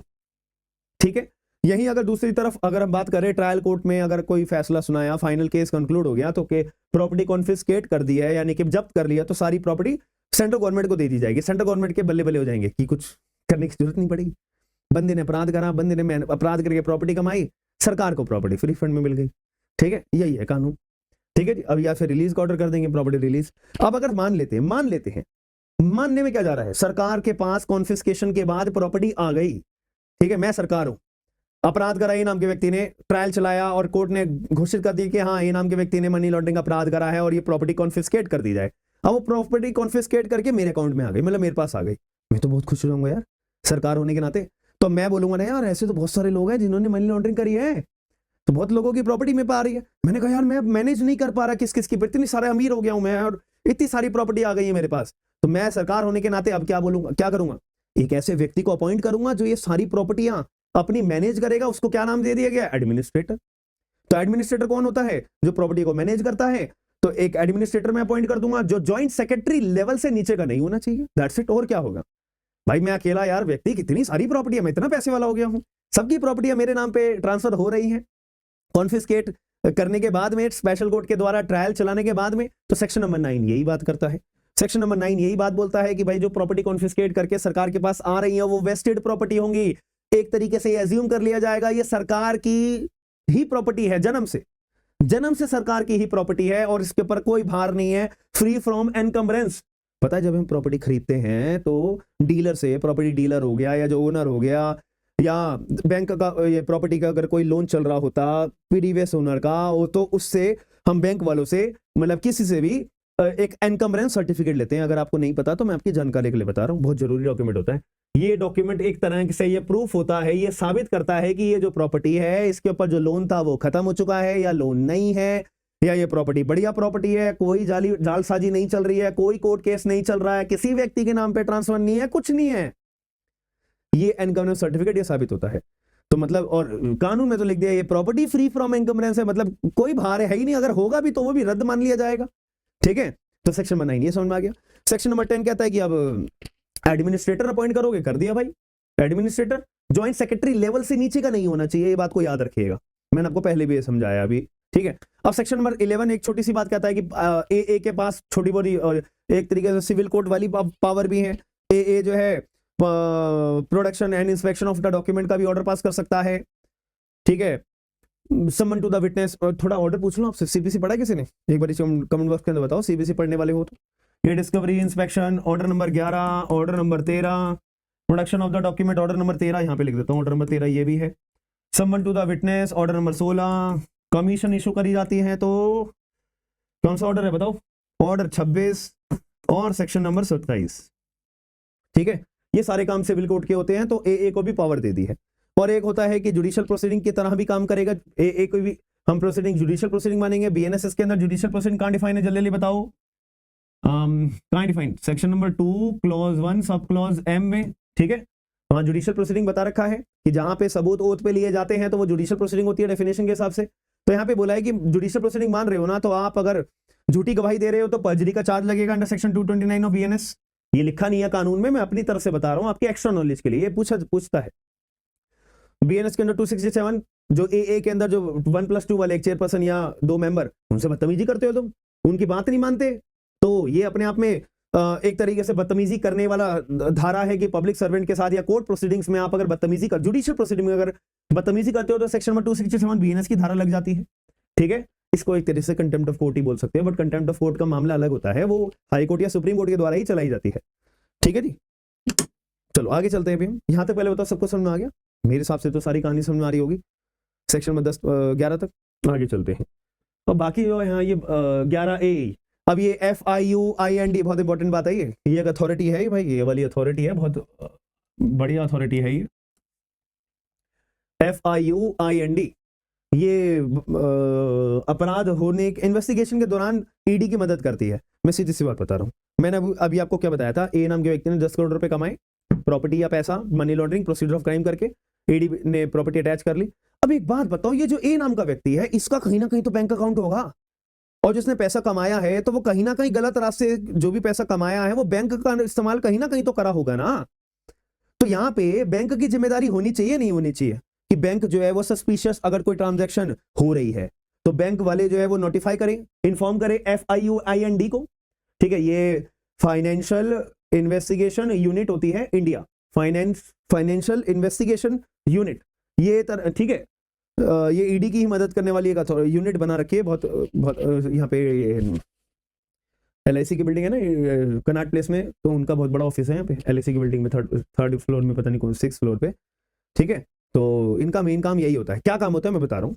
इनका मेन काम ये होता है कि ये जो है अपना इनका छोड़ो, मैं पहले मुद्दे की बात। तो बैंक वाले के ऊपर एक ऑब्लिगेशन बनानी चाहिए ना पीएमएलए के अंदर, एक धाराएं डालने के बाद में कि बैंक वालों यार जब तुम किसी का अकाउंट खोल रहे हो, अपने कस्टमर बना रहे हो किसी को, तो उसकी पूरी डिटेल अच्छे से ले, उसको पूरा वेरीफाई करो, वेरीफाई करने के बाद रिकॉर्ड मेंटेन करो। ठीक है, और आप जो है अगर कोई सस्पिशियस ट्रांजैक्शन आपको नजर आ रही है नाम का व्यक्ति के, सस्पिशियस ट्रांजैक्शन मतलब क्या होता है यार, मेरे अकाउंट में ना हर महीने 1000 रुपए आ रहे, 1000 रुपए की कमाई आ रही है, ठीक है, 1000, 2000, 5000, 10,000, बस अचानक से 10 लाख रुपए मेरे अकाउंट में आए, उसके 1 घंटे के बाद वो 10 लाख रुपए मेरे अकाउंट से निकल गए। भाई मेरे अकाउंट में सदियों से 5000, 10,000, 5000, 10,000 ऐसे ही ट्रांजेक्शन हो रखी है, अब अचानक से 10 लाख रुपए आ जाए और वो निकल जाए, तो ये गलत बात है नहीं है, ये सस्पिशियस वाली बात है या नहीं है। अचानक से 10 लाख आए और चले गए, तो ये सस्पिशियस ट्रांजैक्शन है। तो अगर बैंक वालों के यहाँ पे ऑब्लिगेशन बना दिए कि बैंक वालों भाई तुम ये सस्पिशियस ट्रांजैक्शन पकड़ो, और पकड़ने के बाद FIUIND को इन्फॉर्म करो। ठीक है, तो अगर नहीं करते हो तो तुम्हारा गर्दन पकड़ने के लिए कानून बना रखा है। तो सेक्शन 11A में बोल रखा है जब कस्टमर बना रहे हो भाई आइडेंटिटी वेरीफाई करो। सेक्शन 12 के अंदर बोला हुआ है कि आप जो है वो रिकॉर्ड मेंटेन करो, सस्पिशियस ट्रांजैक्शन पकड़ो, सस्पिशियस ट्रांजैक्शन कोई लगती है तो FIUIND को इन्फॉर्म करो। ठीक है, और 12A के अंदर बोला है कि भाई अगर डायरेक्टर ऑफ FIUIND अगर आपके पास आ रहा है तो आप पूरी जानकारी दोगे, ऐसा नहीं है उसे भगा दोगे। ठीक है, सारी जानकारी दोगे, और ड्यू डिलिजेंस मतलब सारा काम बढ़िया से करोगे ड्यू डिलिजेंस के साथ। सेक्शन नंबर 13 में लिखा हुआ है कि जो डायरेक्टर है ना FIUIND का, वो भी अगर डायरेक्टर भी कभी भी मन करेगा तो वो आपके घर पे आ जाएगा, मतलब आपके बैंक में आ जाएगा चेक वेक करने के लिए, सारा काम बढ़िया कर रहे हो नहीं कर रहे, रिकॉर्ड मेंटेन कर रहे हो, रिकॉर्ड जो मेंटेन करना है वो 5 साल तक के लिए करना है। ठीक है, रिकॉर्ड मेंटेन कर रहे हो नहीं कर रहे हो, ठीक है, सस्पिशियस ट्रांजैक्शन पकड़ रहे हो नहीं पकड़ रहे हो, हमें इन्फॉर्म कर रहे हो नहीं कर रहे हो। अगर कहीं भी गलती होती है रिपोर्टिंग, और ये बैंक को ना क्या बोल दिया, रिपोर्टिंग एंटिटी का नाम दे दिया है कि रिपोर्टिंग एंटिटी, रिकॉर्डिंग एंटिटी नहीं, ये रिपोर्टिंग है। ठीक है, थोड़ी थोड़ी गलती हो जाती है, रिपोर्टिंग, ठीक है, रिपोर्टिंग, ठीक है जी। तो ये रिपोर्टिंग एंटिटीज होती है। रिपोर्टिंग एंटिटीज का मतलब क्या होता है कि वो अपना रिकॉर्ड मेंटेन करती है 5 सालों तक के लिए, 5 सालों तक का अपना रिकॉर्ड मेंटेन करके रखती है। ठीक है जी, 5 सालों तक अपना रिकॉर्ड मेंटेन करके रखती है, और कोई भी सस्पिशियस ट्रांजैक्शन नजर आती है तो FIUIND को अपना इन्फॉर्म कर देती है। ये बातें समझ में आ गई। हाँ, फाइन इंपोज करने की बारी आती है तो अगर कहीं भी गलती रिपोर्टिंग एंटिटी कुछ करती है, भाई इन्फॉर्म नहीं कर रही, इतनी सारी सस्पिशियस ट्रांजैक्शन हो रही है और वो रिपोर्टिंग एंटिटी अपना सो रही है, तो ऐसा नहीं चलेगा, सॉरी। तो डायरेक्टर ऑफ दी FIUIND वो 10,000 रुपए से लेके 1 लाख रुपए का अपना फाइन लगा देगा।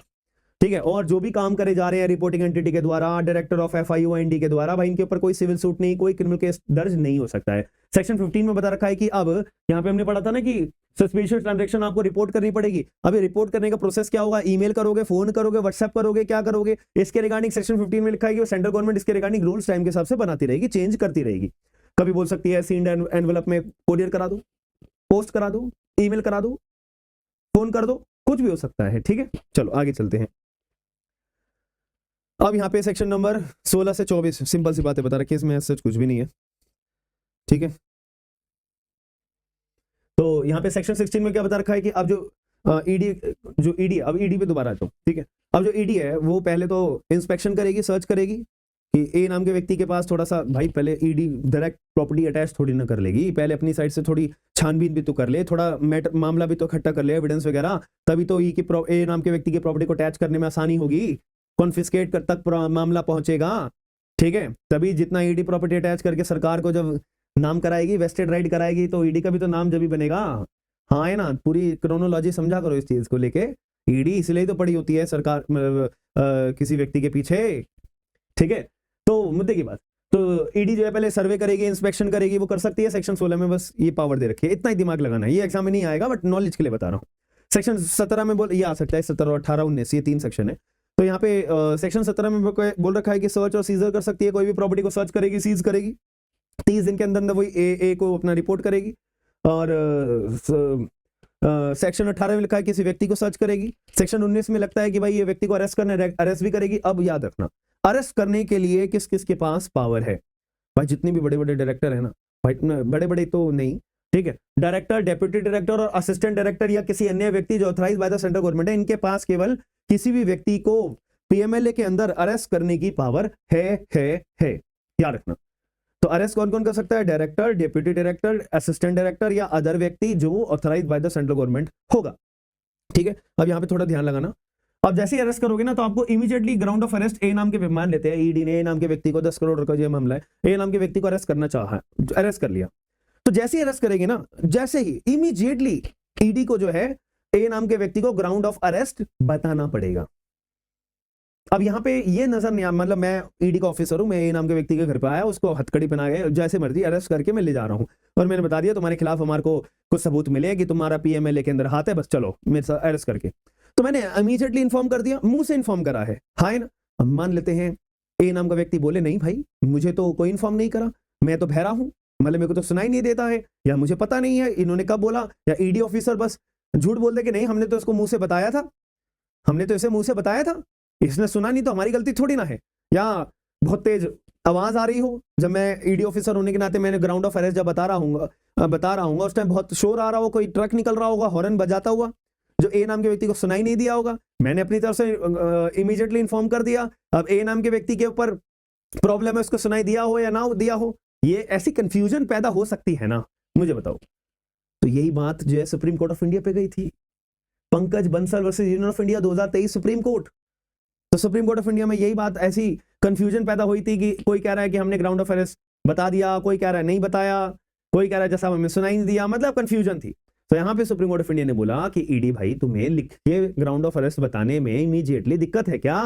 अब तुम पूरे बंदे ए नाम के व्यक्ति को तुमने बना लिया, अरेस्ट करना है तो पूरी फाइल बना के जाओगे ना, तो उस टाइम पे एक प्रिंट आउट लेके उसे हाथ में दे देना, खत्म बात। इतना भी करने में तुम्हें जोर पड़ रहा है, ठीक है। तो ऐसे केस में सुप्रीम कोर्ट ने यहाँ पे 2023 में रूल निकाल दिया गया, Pankaj Bansal versus union of India 2023 supreme court के केस में, कि अगर कोई भी ईडी के द्वारा अरेस्ट करा जाता है तो as per the section number 19 immediately ground of arrest बताना जरूरी है। तो वो राइटिंग में देना जरूरी है, कानून में नहीं लिखा कि बोल के बताओ या राइटिंग में दो, कानून में नहीं लिखा हुआ है, इसीलिए सुप्रीम कोर्ट ने बोला भाई राइटिंग में देना जरूरी है, काम खत्म, बस और कुछ भी नहीं। फिर अरेस्ट करने के बाद फिर ए को पास इन्फॉर्म करोगे, हाँ जी भाई हमने तो अरेस्ट भी कर लिया, ठीक है। तो फिर वो मैजिस्ट्रेट के सामने 24 घंटे के अंदर ना पेश करोगे। Article number 22 of Indian constitution के अंदर ये बात पहले भी लिखी हुई है, ठीक है, ये बात भी हमारे को समझ में आ जाती है।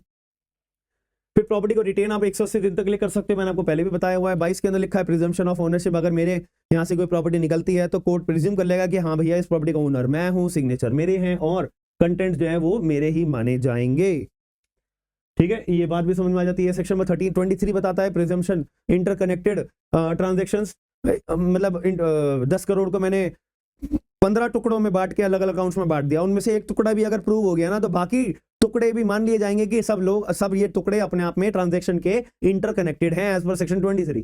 24 लिखा हुआ है कि बर्डन ऑफ प्रूफ एक्यूज के ऊपर होता है, ये इंपॉर्टेंट है, ये इंपॉर्टेंट मत कर लो, एग्जाम में ये पूछेगा। आगे चलते हैं, सेक्शन 25 से 42 एपेलेट ट्रिब्यूनल, ये एक चार्ट है, बहुत इंपॉर्टेंट है, ठीक है। मान लेते हैं मनी लॉन्ड्रिंग का अपराध हुआ है, तो मनी लॉन्ड्रिंग का अपराध हो जाने के बाद आप 3 जगहों के पास ही जाओगे। पहला, अपराध हो गया, ठीक है, कंप्लेंट हुई स्पेशल कोर्ट में, स्पेशल कोर्ट ने पूरा ट्रायल चलाया, एक्यूज को गिल्टी पाया या कुछ भी पाया, उसकी अपील फाइल होगी हाई कोर्ट के अंदर 60 दिनों के अंदर। मतलब कि अगर हाई कोर्ट में अपील फाइल कर रहे हो तो 60 डेज, अगर एपेलेट ट्राइब्यूनल में अपील फाइल कर रहे हो तो 45 डेज, बस ये 2 बात है और कुछ नहीं है। अगर एपेलेट ट्राइब्यूनल में अपील फाइल कर रहे हो तो 45 डेज, अगर हाई कोर्ट में अपील फाइल कर रहे हो तो 60 डेज, ये बात को याद रखना। एपेलेट ट्राइब्यूनल में अपील फाइल कर रहे हो तो 45 डेज, हाई कोर्ट में अपील फाइल कर रहे हो तो 60 डेज, दैट्स इट, ठीक है। तो मैंने क्या कहा कि अब ये कोर्ट की बात है कि अपराध पीएमएलए का अपराध है, स्पेशल कोर्ट ट्रायल चला रहा है, पाएगा गिल्टी पाएगा या एक्विटल करेगा, ठीक है। तो ऐसे केस में अपना अगर स्पेशल कोर्ट की अगर अपील फाइल करनी है तो डायरेक्ट हाई कोर्ट में होगी, डायरेक्ट हाई कोर्ट में होगी, और 30 दिन के 60 दिन के अंदर अपना अपील फाइल करनी पड़ेगी। और दूसरी कहानी आती है एपेलेट ट्रिब्यूनल, अगर प्रॉपर्टी अटैच करी जाती है, सर्च या सीज करा जाता है, अरेस्ट भी करा जाता है, तो एपेलेट ट्रिब्यूनल की कहानी आती है। एपेलेट ट्रिब्यूनल अपना फैसला सुनाता है। अब एपेलेट ट्रिब्यूनल के फैसले से आप खुश नहीं हो और अपील फाइल करनी है तो एपेलेट ट्रिब्यूनल के ए के पास मामला जाता है, तो ए के पास जो मामला जाता है, ए के मामले से आप अगर खुश नहीं हो तो अगर उसकी अपील फाइल करनी है तो एपेलेट ट्रिब्यूनल में करनी पड़ेगी 45 डेज में, और अगर एपेलेट ट्रिब्यूनल के मामले से आप खुश नहीं हो, फैसले से खुश नहीं हो, तो हाई कोर्ट में जाओगे 60 दिन में, दैट्स इट। बस यही बेसिक सी बात। और जब एपेलेट ट्रिब्यूनल 45 डेज में जब आप अपील फाइल करते हो, तो एपेलेट ट्रिब्यूनल भाई आपको आपके पास जो अपील आई है ना, उसको डिस्पोज ऑफ करना है आपको 6 महीने के अंदर अंदर। ऐसा नहीं है कि सदियों तक आप उसे चलाते रहोगे, 6 महीने के अंदर अंदर से आपको अपील सुन के खत्म करनी पड़ेगी, दैट्स इट। तीसरी बात यह है कि अगर डायरेक्टर ऑफ FIUIND सेक्शन 13 में हमने पढ़ा था ना कि डायरेक्टर जो है चेक वेक करेगा कि रिपोर्टिंग एंटिटी काम सही से कर रही है नहीं कर रही, अगर नहीं कर रही है तो 10,000 रुपए से लेकर 1 लाख रुपए तक की पेनल्टी लगा देगा। अब अगर मान लीजिए डायरेक्टर ऑफ FIUIND के ने पेनल्टी लगा दी, तो जो रिपोर्टिंग एंटिटी है वो अपील फाइल का करेगी, एपेलेट ट्रिब्यूनल में करेगी 45 डेज में। एपेलेट ट्रिब्यूनल के ऑर्डर से भी अगर खुश नहीं हो तो 60 दिन में हाई कोर्ट, दैट्स इट। हो गया आपका 25 से 42 के सेक्शन। यही है सारी चीजें, इससे बाहर एक भी चीज आपको नहीं मिलेगी, चेक कर लेना। और एपेलेट ट्रिब्यूनल ने जो भी ऑर्डर पास करा है उसको डीम्ड डिक्री माना जाता है, डिक्री की तरह माना जाता है, सिविल कोर्ट की डिक्री पास हुई है या जुडिशियल प्रोसीडिंग ही माने जाता है, याद रखना। आगे चलते हैं। स्पेशल कोर्ट में एक PMLA के अपराधों को ट्राई करने के लिए एक स्पेशल कोर्ट सरकार बनाएगी in consultation of the chief justice of the high court. भाई अलग अलग हाई कोर्ट के मतलब अलग अलग स्टेट्स का अपना अलग अलग PMLA का स्पेशल कोर्ट बनेगा, हाँ है ना। दिल्ली का अलग होगा, मुंबई का अलग होगा, हरियाणा का अलग, सबके अलग अलग होंगे। तो सबके पास अपने अपने हाई कोर्ट्स है। तो जो हाई कोर्ट के चीफ जस्टिस साहब होंगे उनसे कंसल्ट करके सेंट्रल गवर्नमेंट अपना स्पेशल कोर्ट PMLA के अपराधों को ट्राई करने के लिए बनाएगा, दैट्स इट। ठीक है, स्पेशल कोर्ट जो PMLA के ऑफेंसेस को ट्राई करेगा, ये इंपॉर्टेंट है भाई, इसको इंपॉर्टेंट मत कर लीजिए। बेल, अब बेल के लिए ना यहाँ पे 2 कंडीशंस फुलफिल करनी पड़ेगी, तभी आपको जाके बेल मिलती है। बेल के लिए आपको 2 कंडीशंस का फुलफिलमेंट करना नेसेसरी है, तभी जाके आपको बेल मिलती है। वैसे तो मिलती नहीं है 99.9% केसेस में। क्यों? पहले तो मान लेते हैं ए नाम का व्यक्ति है, वो जेल में बंद है, सेक्शन 19 में उसको अरेस्ट कर लिया, तो अब वो बेल लगा रहा है। बेल लगाने के बाद स्पेशल कोर्ट का जज मैं हूं, तो मैं वेट करूंगा। मैं पहले बोलूंगा PP साहब आपको अपोज करना है बेल को, कोई ग्राउंड है क्या बेल इसको अपोज करने का? तो PP साहब अपना कुछ अपोज कर रखेंगे। उसके बाद भी मैं जज होने के नाते मेरे को रीजन टू बिलीव ये बात का होना चाहिए कि एक्यूज गिल्टी नहीं है, प्लस मुझे ये भरोसा होना चाहिए एज अ जज, कह रहा हूं मैं स्पेशल कोर्ट का जज, एज अ जज मुझे पहले ये भरोसा हो जाना चाहिए कि एक्यूज गिल्टी नहीं है PMLA के अपराध में, प्लस मुझे ये भी भरोसा है कि एक्यूज को अगर मैंने बेल दे दी तो वो बाहर जाके ऐसा कोई फर्दर अपराध भी नहीं करेगा, जैसे मेरा मौसी का लड़का है वो या मेरे चाचा का लड़का है। भाई मैं समझ रहे हो इतनी डिफिकल्ट है ये कि जज साहब को ये पहले बहुत गहराई में ये बात को साबित हो जानी चाहिए कि एक्यूज गिल्टी नहीं है, प्लस अगर जज साहब आप एक्यूज को बेल दे देते हो तो एक्यूज जो है बाहर निकलने के बाद ऐसा कोई फर्दर अपराध नहीं करेगा, आप इसकी गारंटी दो। जज गारंटी कैसे देगा? तभी बेल मिलेगी, समझ रहे हो, इसीलिए बेल नहीं मिलती है। ED के अपराधों में इसीलिए बेल नहीं मिलती है, क्यों? क्योंकि PP को बेल PP अगर चुप भी खड़ा हो जाएगा, PP बोले जैसा मुझे कोई अपोज नहीं करना है, आप तो जानते ही हो आप ही फंसोगे, ठीक है। PP अगर बेल को अपोज करता भी नहीं है तब भी बेल नहीं मिलेगी, क्यों? क्योंकि ये 2 एलिजिबिलिटी लगा दी है। जज साहब आपको ये बात साबित करनी पड़े, मतलब जज साहब आपको पहले अपने आप एक कंफर्मेशन देना पड़ेगा कि आप ये मानते हो कि एक्यूज गिल्टी नहीं है।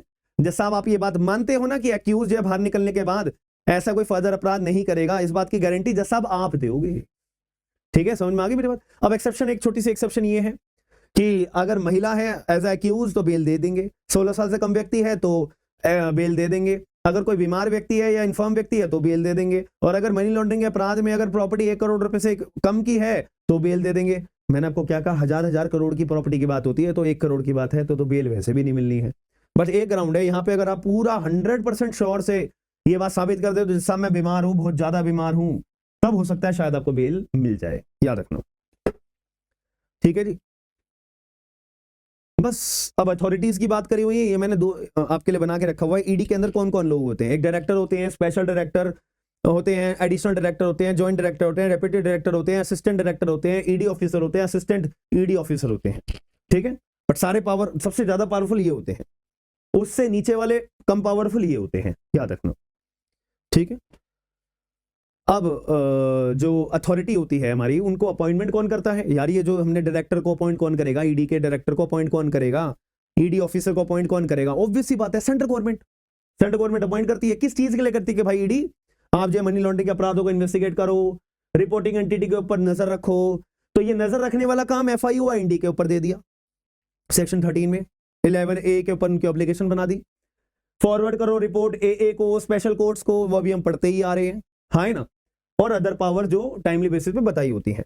अब ईडी के पास ये भी पावर है, FIU-IND के पास ये भी पावर है कि अगर ए नाम के व्यक्ति से ईडी अगर सम्मन करके अपने पास बुलाती है, सम्मन करके अपने पास डॉक्यूमेंट के लिए बुलाती है कि ये डॉक्यूमेंट लेकर आओ, जैसे अरविंद केजरीवाल जी को जो है ईडी ने सम्मन करके अपने पास बुलाया तो उन्हें पेश होना पड़ेगा। क्यों? क्योंकि as per section 50 of PMLA ED will be categorise as a civil court, civil court की तरह वो काम कर रही है, पावर है, प्रोडक्शन ऑफ डॉक्यूमेंट आपको सम्मन करके बुलाया तो लाने पड़ेंगे, तो इसी वजह से। तो यहाँ पे FIU-IND के पास भी यही पावर है और ईडी के पास भी यही पावर है। तो क्लॉज 1 FIU-IND को पावर देता है ये सब काम करने की, बाकी के जो ये 4 क्लॉज और हैं वो ईडी के पास पावर है। 51 जुरिडिक्शन की बात करता है, ईडी का jurisdiction central government area wise बांटेगा, ठीक है। सेक्शन 52 कहता है कि सेंट्रल गवर्नमेंट अथॉरिटीज को डायरेक्शंस इशू करेगा कि आप ये करो वो करो, लेकिन डिक्टेट नहीं कर सकते कि ऐसे करो वैसे करो, उस व्यक्ति को पकड़ लो, उस व्यक्ति को छोड़ दो, उस व्यक्ति को PMLA के केस में फंसा दो। अब आप मुझे बताओ क्या ऐसा सरकार करती है? नहीं करती, ठीक है। हालांकि वो पॉलिटिकल क्वेश्चन हो जाएगा, उससे हमें कोई लेना देना नहीं है, मैं बस आपकी नॉलेज को बता रहा हूँ। और अगर डायरेक्टर जो ईडी का अगर कभी वैकेंसी हो जाती है तो सेंट्रल गवर्नमेंट नया डायरेक्टर अपॉइंट करती है। 54 कहता है कि ईडी और FIU-IND अगर कोई भी डिपार्टमेंट में, कोई विभाग में ये ईडी या FIU-IND जाते हैं तो उन विभाग के लोगों का असिस्ट करने का अधिकार है कि वो ईडी के ऑफिसर्स को असिस्ट करेंगे, ठीक है जी। बस आखिरी बात ये आ जाती है, सेकंड लास्ट बात, क्रॉस बॉर्डर वाले अपराध। मान लेते हैं ए नाम का व्यक्ति है, उसने मनी लॉन्ड्रिंग कमाए, मनी लॉन्ड्रिंग करके पैसे कमाए, पैसे 10 करोड़ रुपए कमाए, और वो 10 करोड़ रुपए जो है उसने दुबई में ट्रांसफर कर दिए और ए नाम का व्यक्ति दुबई भाग गया। तो यानी कि अपराध करा भारत में, पैसा कर दिया ट्रांसफर दुबई में और वो दुबई भाग गया। तो यानी कि सबूत जो है वो सारे के सारे दुबई में हैं, अपराध करा भारत में और सबूत हैं सारे के सारे दुबई में। तो वैसे केस में ईडी को अब इन्वेस्टिगेशन अगर भारत में करेगी भी तो कुछ मिलेगा नहीं, क्योंकि सारे सबूत तो बाहर हैं। तो यहां पे काम आता है म्यूचुअल लीगल असिस्टेंट या एग्रीमेंट, जिसको बोलते हैं MLA, ठीक है, जिसको बोलते हैं MLA, mutual legal assistant, mutual legal agreement, ठीक है, MLA। तो इसका मतलब क्या है? इसका मतलब केवल इतना सा होता है, इसमें लेटर ऑफ रिक्वेस्ट भेजा जाता है, LOR, letter of request, LOR भेजा जाता है। LOR का मतलब आपने सुना भी होगा, अगर section 112 of BNSS, 123 of BNSS, section 57 of PMLA, section 61 of PMLA, कि अब इंडिया की कोर्ट क्या करता है, एक लेटर ऑफ रिक्वेस्ट जारी करता है फॉरेन कंट्री को, दुबई की कोर्ट को, फिर वो लेटर जाता है मिनिस्ट्री ऑफ होम अफेयर्स, वो रिव्यू करता है, वो थप्पा लगाते हैं, फिर वो जाता है दुबई की कोर्ट में, फिर दुबई की कोर्ट अलाउ करती है, फिर जो भी डॉक्यूमेंट या इन्वेस्टिगेशन के डॉक्यूमेंट्स अगर चाहिए तो दुबई की कोर्ट अपने ऑफिसर भेजेगी, वो डॉक्यूमेंट कलेक्ट करके फिर भारत की कोर्ट में वो ट्रांसफर कर दिए जाएंगे, फिर ईडी आगे की कार्रवाई अपना शुरू करेगी। और ये रेसिप्रोकल होता है, अगर दुबई की कोर्ट वालों को हमसे मदद चाहिए तो सेम प्रोसेस यही चलेगा, लेटर ऑफ रिक्वेस्ट का, याद रखना। ये बात समझ में आ गई? बस ये चैप्टर इसी के बारे में बात करता है। आखिर में हमारा चैप्टर नंबर 10 मिसलेनियस की बात करता है कि अगर आप जो है वेक्सेशियस सर्च करते हो, मतलब ईडी जो है बिना वजह सर्च करती है, तो ऐसे केस में ईडी के ऑफिसर्स पे 2 साल की सजा, 50,000 रुपए का जुर्माना और बोथ लग जाएगा।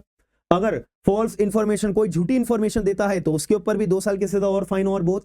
और अगर कोई इंफॉर्मेशन देने से मना करता है कि भाई आपको बोला था इंफॉर्मेशन देने के लिए, आप दे नहीं रहे, तो ये 500 रुपए से लेके 1000 रुपए तक का जुर्माना, वो भी पर डिफॉल्ट मतलब पर गलती, पर डिफॉल्ट का आपको सजा लगेगा। प्रिंसिपल नेचुरल जस्टिस हर जगह फॉलो होगा, ठीक है। और कॉग्नियंस लेने से कोर्ट, अपना स्पेशल कोर्ट इन अपराधों को भी कॉग्नियंस लेगा, लेकिन कॉग्नियंस लेने से पहले जज साहब ये चेक करेंगे क्या सरकार से सैंक्शन मिला है 90 दिन का या नहीं। सैंक्शन मिलना जरूरी है। एक सेक्शन आता है ना सैंक्शन के लिए BNSS में, एक बार चेक करके मुझे बताना आप लोग कि सेक्शन नंबर कौन सा है। शायद वो सेक्शन नंबर 218 BNSS है, may be I am wrong, पता नहीं, चेक करके एक बार बताना। यहाँ पे भी सैंक्शन का एक टाइम पीरियड सेट कर दिया गया, डीम्ड सैंक्शन मान लिया जाएगा, ठीक है। अगर सरकार ने 90 दिन तक सैंक्शन नहीं दिया है तो उसे डीम्ड सैंक्शन मान लिया जाएगा, ठीक है। वो एक बार चेक करके मुझे बताना यही बात लिखी हुई है कमेंट बॉक्स के अंदर या नहीं लिखी हुई है, ठीक है। बाकी 65 से आप 75 तक रीड कर लेना, वो बस ऐसे ही। 65 कहता है कि CRPC अपना ये BNSS एप्लीकेबल करेगा, प्रिवेल होगा, PMLA प्रिवेल करेगा BNSS के ऊपर। 66 कहता है डिस्क्लोजर ऑफ इंफॉर्मेशन, डायरेक्टर अगर कोई इंफॉर्मेशन मांग रहा है तो डिपार्टमेंट आपको सारी इंफॉर्मेशन डिस्क्लोज करनी पड़ेगी। 67 कहता है bar of the civil suit, ED officer के ऊपर कोई सिविल कोर्ट का सूट फाइल नहीं कर सकते हो। 68 कहता है कि अगर कोई नोटिस या सम्मन के अंदर या कोई ऑर्डर के अंदर कोई डिफेक्ट आता है तो इसका मतलब ये नहीं माना जाएगा ईडी की पूरी प्रोसीडिंग कोई इनवैलिड घोषित कर दोगे, नहीं, वो डिफेक्ट ठीक होने लायक है तो ईडी की प्रोसीडिंग को हम इनवैलिड घोषित नहीं करेंगे। 69 कहता है कि पेनल्टी वगैरह FIUIND डायरेक्टर जो फाइन इंपोज करता है रिपोर्टिंग एंटिटीज के ऊपर, अगर रिपोर्टिंग एंटिटीज ने फाइन पे नहीं करा तो टैक्स एरियर की तरह से वसूल करा जाएगा। 70 कहता है कि अगर कंपनी के द्वारा अपराध करा जा रहा है तो उसके ऊपर उसके कंपनी के डायरेक्टर, कंपनी के सेक्रेटरी या कंपनी के मैनेजर को हम जो है लाइबल ठहराएंगे। 71 overriding effect, PMLA overriding effect रखता है। 72 कंटिन्यूएशन ऑफ द प्रोसीडिंग, मतलब अगर कोई एक्यूज के मान लें नाम के व्यक्ति की डेथ हो जाती है तो प्रोसीडिंग अपने आप में कंटिन्यू रहेंगी, वो अबेट नहीं होंगी, ठीक है जी। बस 73 में सेंट्रल गवर्नमेंट रूल्स बनाएगा और वो रूल्स पार्लियामेंट के अंदर ले डाउन करे जाएंगे। 75 सेक्शन कहता है कि अगर कोई डिफिकल्टी आ रही है तो सेंट्रल गवर्नमेंट उस डिफिकल्टी को रिमूव करने का हक, अधिकार रखता होगा। That's it, I rest my case my lord. I hope आपको prevention of money laundering act 2002 अच्छे से समझ में आया होगा। पूरा शुरू से लेकर एंड तक आप अच्छे से दोबारा पढ़िएगा, समझिएगा, कोई भी गलती, कोई भी परेशानी कि जैसा अगर अच्छा लगा हो, बुरा लगा हो या लगा हो कि ये चीज समझ में नहीं आई है, कमेंट बॉक्स के अंदर मुझे जरूर बताइएगा। और इस सेशन को लाइक ज्यादा से ज्यादा करके शेयर करना। ये केवल CBI APP के लिए, एग्जाम के लिए ये मैंने क्लास नहीं बनाई है। आने वाले टाइम में फरवरी मिड तक आपका डेली APP का एग्जाम आने की पूरी संभावना है, तो उसमें भी ये काम आएगा, ठीक है जी। चलो मिलते हैं नेक्स्ट सेशन के अंदर। Bye, take care, signing off, have a good day, love you.